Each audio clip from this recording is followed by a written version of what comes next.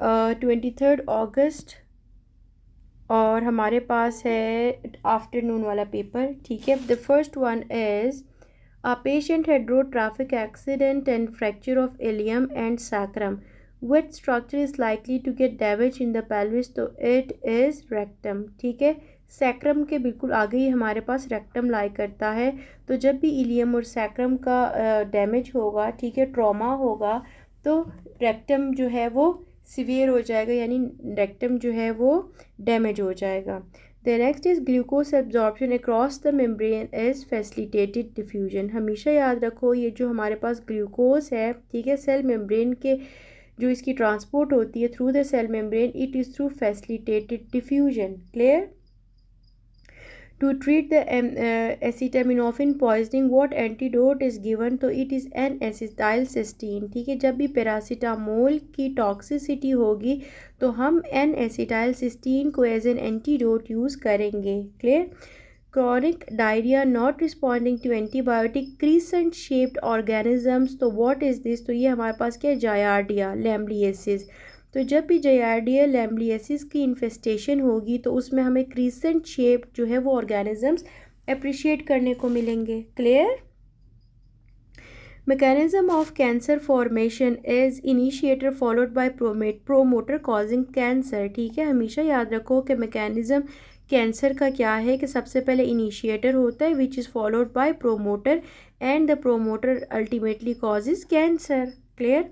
The next is relation of deep inguinal ring to the inferior epigastric artery is, तो it is lateral। deep inguinal ring के ना जो है inferior epigastric artery जो है उसका रिलेशन lateral बनता है। Okay, deep inguinal ring lies lateral to the inferior epigastric artery, ठीक है। सो अगर तो वो आपसे पूछ लें deep inguinal ring to the inferior epigastric, तो it is lateral। लेकिन अगर वो पूछे inferior gastric artery to the inguinal deep inguinal ring, तो इट लाइज मीडियल। ये चीज़ समझ आई आपको? अगर तो वो आपसे ये पूछ लें कि epigastric artery deep inguinal ring के कहाँ लाई करती है, तो डीप इंग्वाइनल रिंग के मीडियली जो है एपिगैस्ट्रिक आर्टरी मौजूद है, इंफीरियर एपिगैस्ट्रिक आर्टरी। क्लियर? अब सवाल को गौर से पढ़ना है, फिर आपने मेंशन करना है कि लैटरल रिलेशन है कि मीडियल रिलेशन है, ठीक है। बात एक ही है लेकिन वो उसको चेंज करके पूछ लेते होते हैं। Okay, we are doing paper 23 August 2023 afternoon.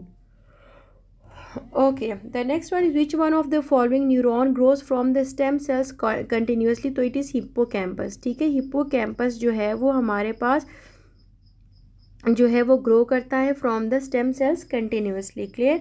Level of luteinizing hormone peak how many hours before ovulation? तो ये याद रखो 12 आवर्स बिफोर ओव्यूलेशन जो है वो क्या होती है? ल्यूटिनाइजिंग हार्मोन सर्ज होती है।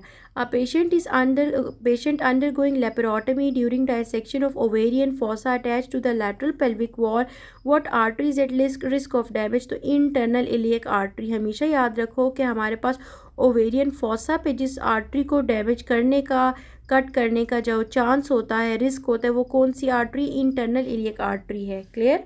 The next why removing ovary damage to the internal iliac artery at the pelvic brim, it is ovarian artery. During C section damage to the uterine artery. Clear?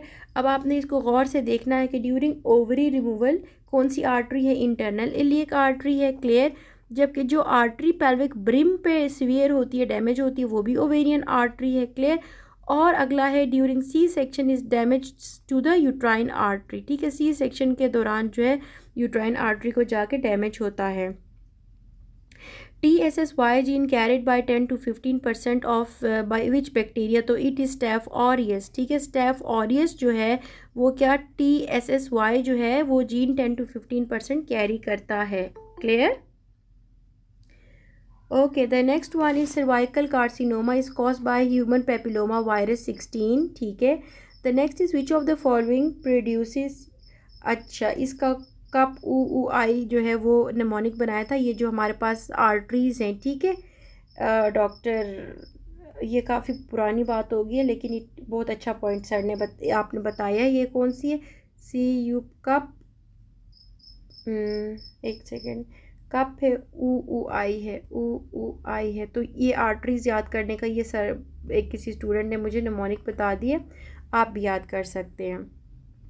The next one is which of the following produces maximum vasoconstriction, तो it is cocaine, ठीक है, cocaine produces maximum वेजो constriction.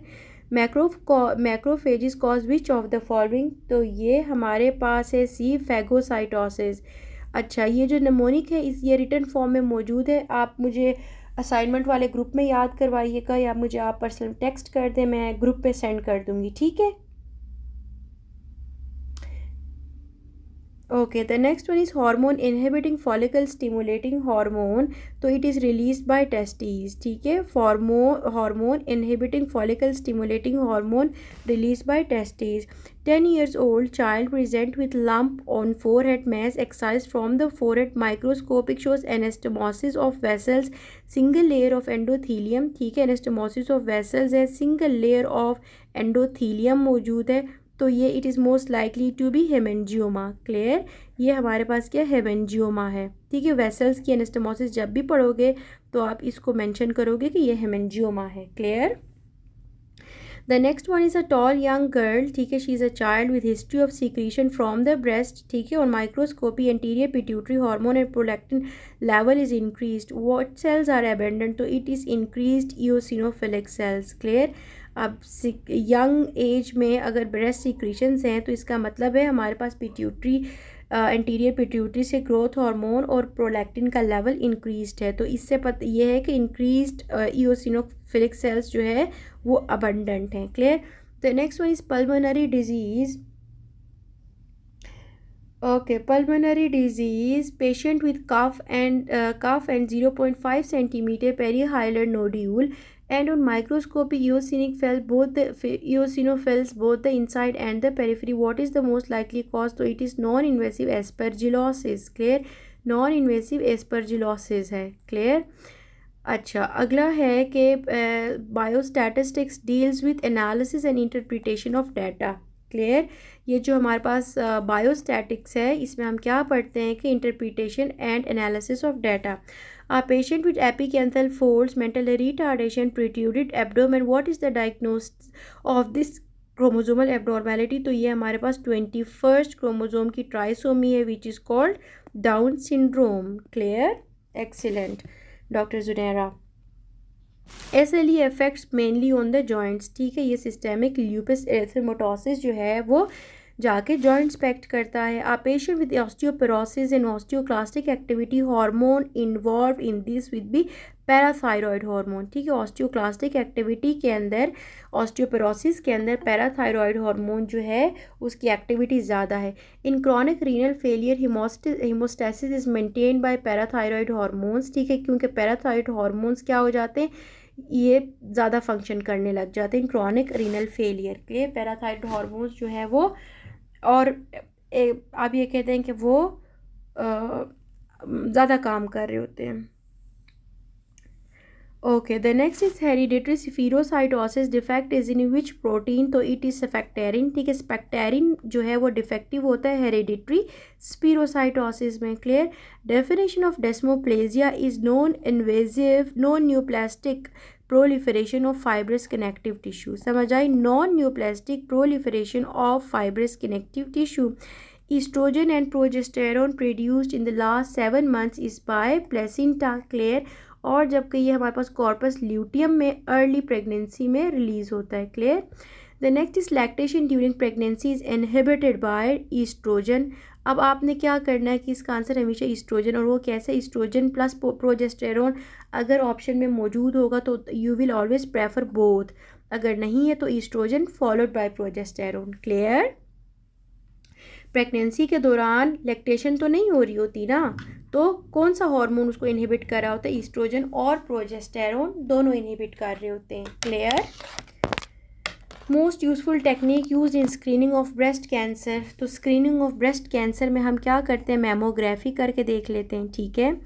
Breast cancer in female and mets to the liver, peritoneum and pelvic organs, route is through the venous connections, ठीक है, ये जो हमारे पास breast cancer spread हो रहा है to the liver, peritoneum and pelvis, तो ये इसका रूट ऑफ स्प्रेड क्या है, वीनस कनेक्शंस हैं। क्लियर।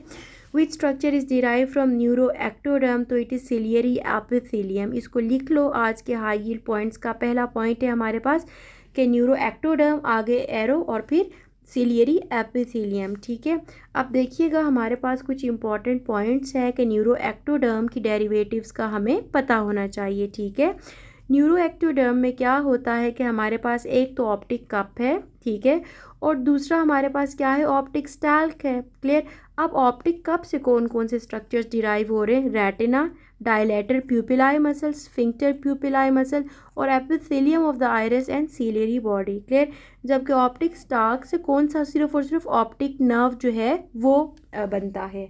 Is that clear? ये याद कर लोगे।